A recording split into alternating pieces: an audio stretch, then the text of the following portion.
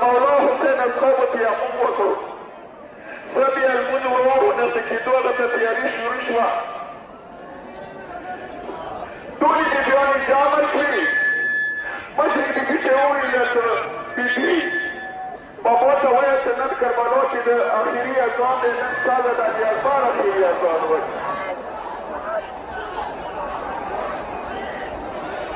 نن یې ټولو بیبیانو پایي چې دی زموږ نن د اخري اذان دی علي اکبر والا واورو.